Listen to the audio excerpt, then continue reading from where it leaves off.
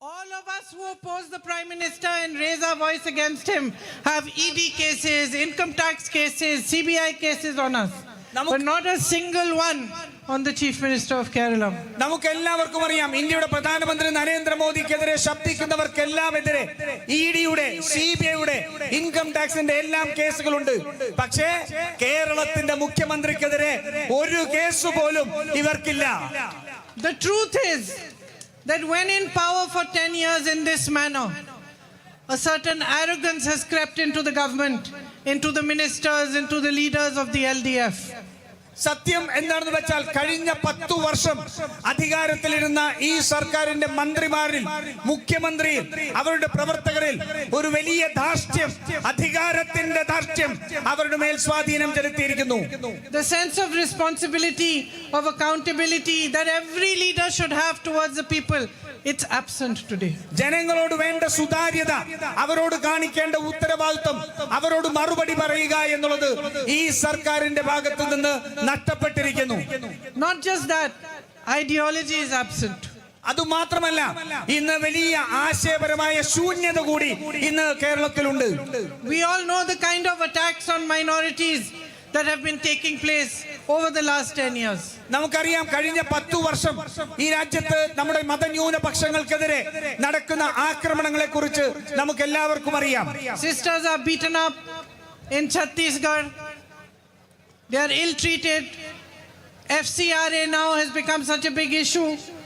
I have worked with the sisters, the Missionaries of Charity in Delhi for many years.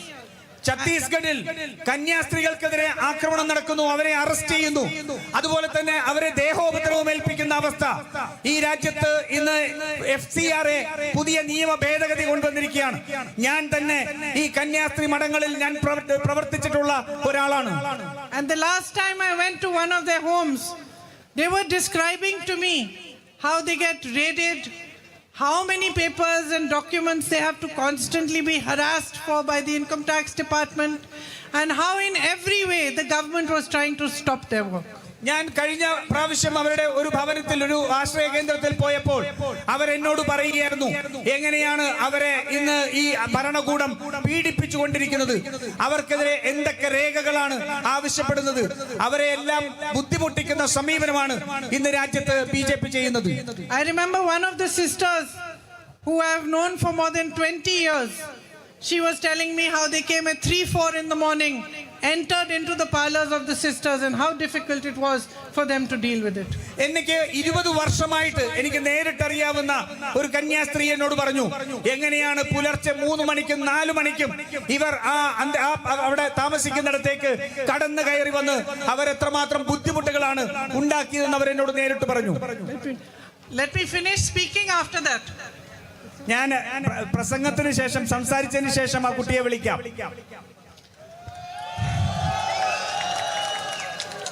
So I was saying that these ladies are brave, courageous women who choose a path of service, and yet they are being harassed in this manner. And the LDF has chosen to make a deal with the BJP, who harasses them like this. Sorry, Azan. Okay. Sorry.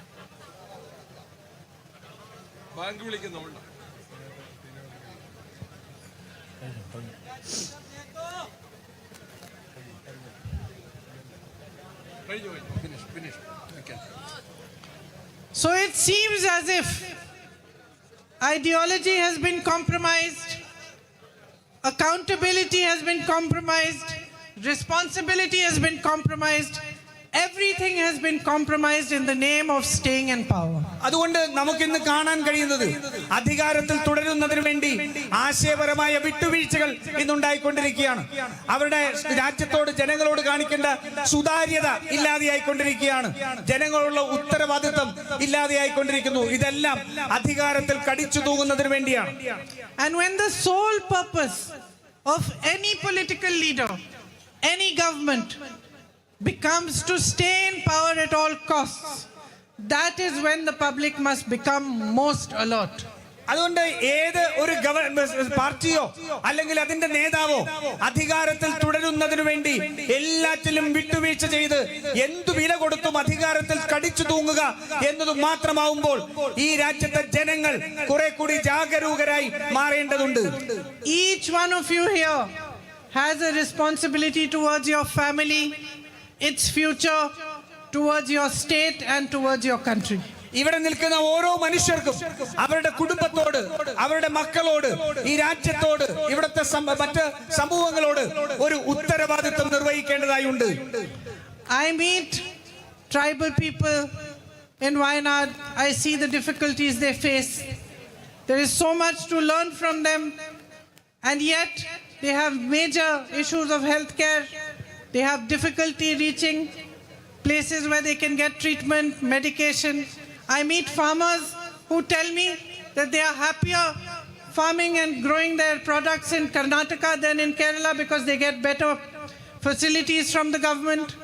ഞാൻ ആദിവാസി വിഭാഗങ്ങളിലുള്ള മനുഷ്യരുമായി വയനാട് കാണാറുണ്ട്. അവരെ സംബന്ധിച്ചോളം എത്രമാത്രം വലിയ വിഭവങ്ങളും അനുഭവജ്ഞാനവും അവർക്കുണ്ടെങ്കിലും അവരുടെ ജീവിതം വലിയ ദുരിതത്തിലാണ്. അവർക്ക് ആരോഗ്യ രംഗത്ത് എത്തണമെങ്കിൽ തന്നെ അവർക്ക് മറ്റുള്ള സ്ഥലങ്ങളുമായി അവർക്ക് ബന്ധം സ്ഥാപിക്കണമെങ്കിൽ എല്ലാം അവർ വലിയ ബുദ്ധിമുട്ട് നേരിട്ടുകൊണ്ടിരിക്കണം. അതുപോലെ തന്നെ നമ്മുടെ കർഷകർ കേരളത്തിൽ കൃഷി ചെയ്യാൻ കഴിയാത്ത സാഹചര്യം അവർക്കുണ്ടാവുന്നു. അയൽ സംസ്ഥാനങ്ങളായ കർണാടകയിൽ തമിഴ്നാട്ടിലും പോയി നമ്മുടെ കർഷകർക്ക് പണിയെടുക്കേണ്ടതായി വരുന്നു. I meet dairy farmers who are having immense difficulty just making a living because the subsidies they get are not enough to help them to earn a proper living. ഞാൻ ക്ഷീര കർഷകരെ കണ്ടിരുന്നു. അവർക്ക് ലഭിക്കുന്ന സബ്സിഡിയും മറ്റാനുകൂല്യങ്ങളും അവർക്ക് വളരെ ചെറുതായതിനാൽ, പരിമിതപ്പെട്ടതിനാൽ അവർക്ക് അവരുടെ ജീവിതം മുന്നോട്ട് കൊണ്ടുപോകാൻ രണ്ടറ്റം മുൻപിക്കാൻ കഴിയാത്ത അവസ്ഥയിലാണ് അവർ ഉള്ളത്. Homestay owners who have beautiful homestays that they are running in the most beautiful surroundings, but no support from government to help them build their businesses, to help them project the tourism that they can offer. അതുപോലെ തന്നെ tourism രംഗത്ത് പ്രവർത്തിക്കുന്ന home സ്റ്റേകൾ, അവർക്ക് മനോഹരമായ ഇടങ്ങളിൽ മനോഹരമായ വീടുകളുണ്ട്, ഒട്ടേറെ സൗകര്യങ്ങളുണ്ട്. പക്ഷേ ഈ സർക്കാർ അവർക്ക് അത് പ്രൊഫഷണലായി അത് ചെയ്യുന്നതിന് വേണ്ടിയിട്ടുള്ള യാതൊരു സംവിധാനവും ഒരുക്കുന്നില്ല. Farmers have to worry about crop loss due to animal-man conflict. It's not only an issue that is of the animals coming and killing people, but it is a major issue for those who have farmland and who are trying to grow crops which get eaten every season. നമ്മുടെ വന്യമൃഗ സംഘർഷം അത് നമ്മുടെ കർഷകരെ ഏറ്റവും പ്രതികൂലമായി ബാധിക്കുന്നതാണ്. ഈ വന്യമൃഗങ്ങൾ ജനവാസ കേന്ദ്രങ്ങളിലേക്ക് ഇറങ്ങുന്നത് മാത്രമല്ല, അവരുടെ കൃഷികൾ മുഴുവൻ നശിപ്പിക്കപ്പെടുകയാണ്. അവർക്ക് വർഷം തോറും അവർക്കുണ്ടാക്കാൻ കഴിയുന്ന കൃഷി അത് ഈ വന്യമൃഗങ്ങൾ നശിപ്പിക്കുന്ന സാഹചര്യം ഉണ്ടാകുന്നു. So every community is facing problems. Every step of the way there are hurdles. And the government, instead of acting as a support system, instead of creating opportunities for you to move forward, seems to be an impediment at every step. അതുകൊണ്ട് എല്ലാ വിഭാഗങ്ങൾക്കും അവരുടേതായ പ്രശ്നങ്ങളുണ്ട്. അവർ ഓരോ ചുവട് മുന്നോട്ട് പോകുമ്പോഴും അവരുടെ മുന്നിൽ പ്രതിബന്ധങ്ങൾ മാത്രമാണുള്ളത്. ഈ സംസ്ഥാന സർക്കാർ ആ പ്രതിബന്ധങ്ങളെ തരണം ചെയ്യാൻ അവർക്ക് പിന്തുണ കൊടുക്കേണ്ടതിന് പകരം ആ സർക്കാരിന്റെ കൂടി പ്രവർത്തികളിലൂടെ അവരുടെ ജീവിതം കൂടുതൽ ദുഷ്കരമായി മാറുകയാണ്. What you need today more than anything else is a government with a vision, with an understanding of where Kerala needs to go and what can be built for your future. ഇന്ന് ഈ നാടിന് ഏറ്റവും ആവശ്യമുള്ളത് ദീർഘദൃഷ്ടിയുള്ള കൃത്യമായ ഒരു വീക്ഷണമുള്ള ഒരു സർക്കാരിനെയാണ്. ഈ നാട് എങ്ങോട്ടാണ് പോകേണ്ടത്, ഇവിടെ എന്താണ് സംഭവിക്കുന്നത് എന്ന് മനസ്സിലാക്കാൻ കഴിയുന്ന ഒരു ഭരണകൂടത്തെയാണ് ഈ നാടിന് ആവശ്യം. Kerala can become a healthcare hub, IT service center. It can grow the dairy business. Huge opportunities for tourism, provided everything is done in a planned manner in which there is a vision for everyone. കേരളത്തിന് ആരോഗ്യ രംഗത്ത് ഏറെ മുന്നോട്ട് പോകാൻ കഴിയും. അതുപോലെ തന്നെ IT വ്യവസായത്തിൽ ഏറെ മുന്നോട്ട് പോകാൻ കഴിയും. നമ്മുടെ കൃഷി, അതുപോലെ തന്നെ ക്ഷീര കർഷകർ, അവർക്കെല്ലാം ഒട്ടേറെ അവസരങ്ങൾ നമുക്കുണ്ടാക്കി കൊടുക്കാൻ കഴിയും. പക്ഷെ അതിനെല്ലാം സർക്കാരിന് ഒരു ഇച്ഛാശക്തിയും സർക്കാരിന് കൃത്യമായ വീക്ഷണവും ആവശ്യമാണ്. Your agriculture sector can be grown so much. You grow the best spices in this region. So much can be done for those. നമ്മുടെ കാർഷിക രംഗം ഒട്ടേറെ രീതിയിൽ നമുക്ക് മുന്നോട്ട് പോകാൻ കഴിയും. നമ്മുടെ സുഗന്ധ വ്യഞ്ജനങ്ങൾ ഏറ്റവും വലിയ മൂല്യമുള്ള ഏറ്റവും നല്ല ഗുണനിലവാരമുള്ള സുഗന്ധ വ്യഞ്ജനങ്ങളാണ് ഇവിടെ ഉൽപ്പാദിപ്പിക്കപ്പെടുന്നത്. അതുപോലെ തന്നെ അതിന് ഉള്ള അവസരങ്ങൾ വിപണി കണ്ടെത്തേണ്ടതും ആവശ്യമാണ്. You need opportunities to be created here in the state for you. നിങ്ങൾക്ക് ഈ സംസ്ഥാനത്ത് അവസരങ്ങൾ ഉണ്ടാക്കുക എന്നുള്ളതാണ് പ്രധാനം. And a compassionate government in which you are heard. You all know that throughout the state, Asha and Anganwadi sisters protested for months and months. I remember we all took up their cause in parliament. We also joined some of the protests. But here in the state, the government did not even listen to them. അതുപോലെ തന്നെ നമുക്ക് ആവശ്യമുള്ളത് സഹാനുഭൂതിയുള്ള ഒരു സർക്കാരാണ്. മനുഷ്യരുടെ പ്രശ്നങ്ങൾ കേൾക്കാൻ സഹാനുഭൂതിയോടുകൂടി സമീപിക്കാൻ കഴിയുന്ന ഒരു സർക്കാരാണ്. നിങ്ങൾക്ക് എല്ലാവർക്കും അറിയാം, നമ്മുടെ ആശാ വർക്കർമാർ, അങ്കണവാടി വർക്കർമാർ എത്ര നാളാണ് അവർ സമരം ചെയ്തത്. അവരുടെ വിഷയങ്ങൾ ഞങ്ങൾ പാർലമെന്റിൽ ഉന്നയിച്ചു. പക്ഷെ കേരളത്തിൽ ആ വിഷയങ്ങളോട് മുഖം തിരിഞ്ഞു നിന്ന ഒരു സർക്കാരാണ് ഉണ്ടായിരുന്നത്. Just like the BJP government at the center, in the state, this government operates on fear. ഇന്ന് കേന്ദ്രത്തിൽ ബിജെപിയുടെ സർക്കാർ എങ്ങനെയാണോ പ്രവർത്തിക്കുന്നത്, അതുപോലെ തന്നെ കേരളത്തിലുമുള്ള സർക്കാരും ഭയത്തിൽ നിന്നുകൊണ്ടാണ് ചെയ്യുന്നത്. It oppresses anybody who tries to speak against it or ask questions. But this is not what a democracy is. അവർ ചോദ്യം ചോദിക്കുന്ന, അവരെ വിമർശിക്കുന്ന എല്ലാവരെയും അടിച്ചമർത്താനാണ് രണ്ട് സർക്കാരുകളും ശ്രമിച്ചുകൊണ്ടിരിക്കുന്നത്. ഒരു ജനാധിപത്യത്തിൽ അങ്ങനെയല്ല ഒരു ഭരണകൂടം പ്രവർത്തിക്കേണ്ടത്. A healthy democracy must encourage questioning. It must encourage protest. It must encourage expression. ഒരു ആരോഗ്യകരമായ ഭരണ സംവിധാനത്തിൽ, ജനാധിപത്യത്തിൽ വിമർശനങ്ങളെ എൻകറേജ് ചെയ്യണം, വിമർശനങ്ങളെ പ്രോത്സാഹിപ്പിക്കണം. അതുപോലെ തന്നെ ചോദ്യങ്ങളെ പ്രോത്സാഹിപ്പിക്കണം, പ്രതിഷേധങ്ങളെ സഹാനുഭൂതിയോടുകൂടി കാണണം. പക്ഷെ അതല്ല ഇന്നിവിടെ സംഭവിച്ചുകൊണ്ടിരിക്കുന്നത്. Look, sisters and brothers, we have more problems coming our way. നമ്മുടെ പ്രിയപ്പെട്ട സഹോദരി സഹോദരന്മാരെ, നിങ്ങൾക്ക് ഇനിയും കൂടുതൽ പ്രശ്നങ്ങളാണ് നിങ്ങളുടെ ജീവിതത്തിലേക്ക് വരാൻ പോകുന്നത്. As you all know, there is a war in the Middle East, which is deeply affecting you personally. നിങ്ങൾക്ക് എല്ലാവർക്കും അറിയാം, നമ്മുടെ മിഡിൽ ഈസ്റ്റിൽ, മധ്യപൂർവേഷ്യയിൽ ഒരു യുദ്ധം നടന്നുകൊണ്ടിരിക്കുകയാണ്. അതെല്ലാം നിങ്ങളുടെ ജീവിതത്തെ വളരെ പ്രതികൂലമായി ബാധിക്കുന്ന ഒന്നാണ്. Lakhs and lakhs of your brothers and sisters are stuck there. നിങ്ങളുടെ സഹോദരന്മാരും സഹോദരിമാരുമായിട്ടുള്ള ലക്ഷക്കണക്കിന് മനുഷ്യർ അവിടെ ഇന്ന് ആ യുദ്ധത്തിന്റെ കെടുതിയിൽ പെട്ടുകിടക്കുകയാണ്. And while there is a lot of talk, the truth is that no provisions have been made for their security and safety. പക്ഷേ ഇന്ന് ഈ നാട് അനുഭവിക്കുന്ന സത്യം എന്താണെന്ന് വെച്ചാൽ, ആ യുദ്ധത്തിന്റെ കെടുതിയിൽപ്പെട്ടിരിക്കുന്ന നമ്മുടെ ആൾക്കാർക്ക് ഒരു തരത്തിലുള്ള ഒരു സഹായവും പിന്തുണയും അവർക്ക് ലഭിക്കുന്നില്ല എന്നുള്ളതാണ്. Modi ji is too busy bowing to the US, bowing to Israel, and your chief minister is too busy bowing to Modi ji to have made any provisions for all of you, for them to be able to be safe wherever they are. നമ്മുടെ പ്രധാനമന്ത്രി നരേന്ദ്രമോദി ഇന്ന് US president Donald ട്രംപിന് മുൻപിൽ നമ്രശിരസ്കനായി നിൽക്കുന്നതിലാണ് തിരക്ക് കാണിക്കുന്നത്. അതേപോലെ തന്നെയാണ് കേരളത്തിന്റെ മുഖ്യമന്ത്രി നരേന്ദ്രമോദിയുടെ മുൻപിൽ നമ്രശിരസ്കനായി നിൽക്കുകയാണ്. Here in India, gas prices are rising every day. ഇന്ന് ഇന്ത്യയിൽ നമ്മുടെ പാചകവാതകത്തിന്റെ വില എല്ലാ ദിവസവും എന്നാണ് വർദ്ധിച്ചുകൊണ്ടിരിക്കുകയാണ്. Our Prime Minister has handed over energy security to the US.